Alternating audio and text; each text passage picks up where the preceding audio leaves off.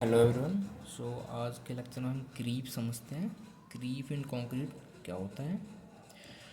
तो creep basically deformation है जो कि टाइम के साथ आती है जब हम एक कांस्टेंट लोड लगाते हैं। मतलब सपोज ये एक आयरन रॉड है और मैंने इसे ऊपर से फिक्स कर रखा है और मैं इस पर एक कांस्टेंट लोड लगा रहा हूँ। मान लो 100 किलो लगाया, 100 न्यूटन लगाया।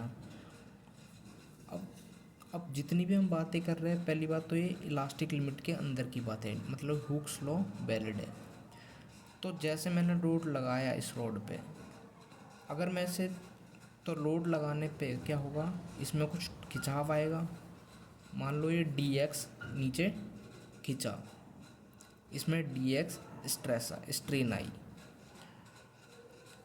तो ये क्या है, टाइम के साथ मैंने लोड, एक मेरा बार है स्टील बार और उस पर मैंने पी लोड लगाया और पी लोड लगने के बाद उसमें कुछ स्ट्रेन आई, कुछ वो खिंचा। अगर मैं इस लोड को वापस हटा दूँ तो ये क्या है, तुरंत वापस आ जाएगा। तो ऐसी स्ट्रेन जो खिंचाव आई, ऐसी स्ट्रेन जो आई जो लोड हटाने पर वापस आ रही है, उसे मैं कहूँगा इलास्टिक स्ट्रेन। तो वो गया। तो मान लो मैं इसमें डी एक्स इसमें स्ट्रेन आई, ये डी एक्स इसमें स्ट्रेन आई और इस रॉड की जो टोटल लेंथ है वो इनिशियल लेंथ मान लो एल है हमारी। तो स्ट्रेन क्या होता है, जो चेंज इन लेंथ हो अपॉन ओरिजिनल लेंथ। तो चेंज इन लेंथ जो आई लोड लगाने पर, वो तो जो तुरंत लोड लगाने पर जो स्ट्रेन आई वो आई हमारे डी एक्स। मान लो डी एक्स की सम, तो D x upon original length, ये तो हो गया हमारा इलास्टिक स्ट्रेन। अब सपोज मेरा लोड ऐसे ही लगा हुआ है काफ़ी टाइम तक, मैंने लोड चेंज भी नहीं किया है, सेम लोड है और वो मेरा उस पर मैंने रोड पे लगा रखा है। तो टाइम, अब तो धीरे धीरे लोड मैंने बढ़ाया नहीं है, जो टाइम के साथ अपने आप ही वो थोड़ा खींचने लगेगा, थोड़ा स्मॉल सा उसमें डिफॉर्मेशन आएगी अपने आप ही, अपने आप उसमें कुछ डिफॉर्मेशन आएगी टाइम के साथ। जो अपने आप जो डिफॉर्मेशन आई, सपोज वो आई डी वाई, इनिशियल जो तुरंत लोड लगाया तो वो कुछ डी एक्स खींचा, तो वो तो हुई मेरी इनिशियल, मतलब कि इलास्टिक स्ट्रेन हो गई। अब टाइम के साथ जो अपने आप वो उसमें स्ट्रेन आई, जो टाइम के साथ जो स्ट्रेन आई वो मान लो मेरी आई डी वाई। तो डी वाई और जो ओरिजिनल लेंथ क्या थी एल, तो डी वाई अपॉन एल, ये क्या हो गया मेरा क्रीप स्ट्रेन जो टाइम के हिसाब से। ये तो था तुरंत जो आई, डी एक्स तो है जो तुरंत लोड लगाने पे जो स्ट्रेन मेरी आई, वो गई मेरा इलास्टिक स्ट्रेन। और जो टाइम के हिसाब से, टाइम अपने आप साल 2 साल बाद में जो जितनी स्ट्रेन आई वो गया मेरा डी वाई स्ट्रेन। तो D Y strain upon original length वो गया मेरा क्रीप स्ट्रेन। ठीक है। अब मान लो मैंने 50 साल तक वो लोड लगाया रखा और सेम लोड है और मैंने बहुत टाइम तक लगाया, मान लो 50 साल, 50 साल 100 साल तक मैंने वो लगाए रखा। तो जो जो जो अल्टीमेट जो थोड़ा सा और खींचा, मान लो ये डी वाई तक खिंच गया, डी वाई मैक्सिमम मान लो कुछ स्ट्रेन इसमें आई, जो भी स्ट्रेन आई इसमें, वो स्ट्रेन अपॉन ओरिजिनल लेंथ वो हो गया मेरा अल्टीमेट क्रीप। ठीक है। चलो उसको एक ग्राफ के थ्रू समझते हैं। टाइम टी इक्वल टू 0 पे मैंने जैसे ही लोड लगाया तो इसमें कुछ ये कुछ खिंचा, मान लो ये इतना खिंच गया। टाइम टी इक्वल टू 0 मतलब टी इक्वल टू 0 मतलब इनिशियल टाइम पे। जैसे ये रॉड है और इस रॉड पे मैंने पी लोड लगाया। अब पी लोड लगाने के बाद जो अपने आप ये खींचा वो हो गया मेरा इलास्टिक स्ट्रेन, जिसे कहते, इसे मैं कह सकता हूँ इंस्टेंटेनियस, जो तुरंत आया। रॉड है, लोड लगाया और जो तुरंत अपने आप खींचा वो हो गया मेरा इलास्टिक स्ट्रेन।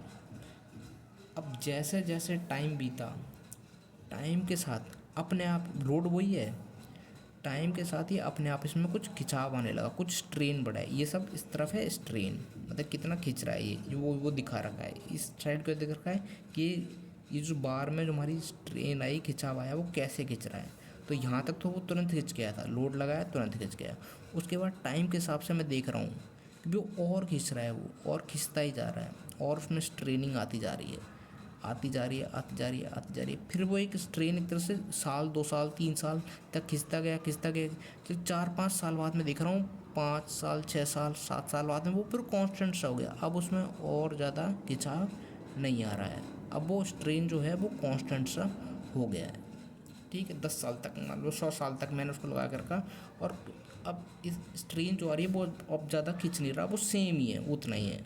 मान लो स्टार्टिंग में 20 mm खींचा वो, बाद में फिर वो 30 खींचा, फिर 35, फिर धीरे धीरे 40, फिर 40 41 42। अब ज़्यादा चेंज नहीं आ रहा, 42 के 42 ही, मतलब 42 43, मतलब कुछ ज़्यादा चेंज नहीं आ रहा, कुछ कांस्टेंट चाहिए। साल 2 साल 3 साल 10 नहीं 50 साल 60 साल 70 साल, उसके बाद वो चेंज नहीं आ रहा। स्टार्टिंग में जो 1 साल 2 साल 3 साल तक वो आया था चेंज, ये तो हो गई हमारी स्टार्टिंग में जो पहली बार लोडिंग लगाया बिना टाइम इक्वल टू 0, जैसे तुरंत लोडिंग लगाया, जो खींचना था वो तो यहाँ तक खिंच गया।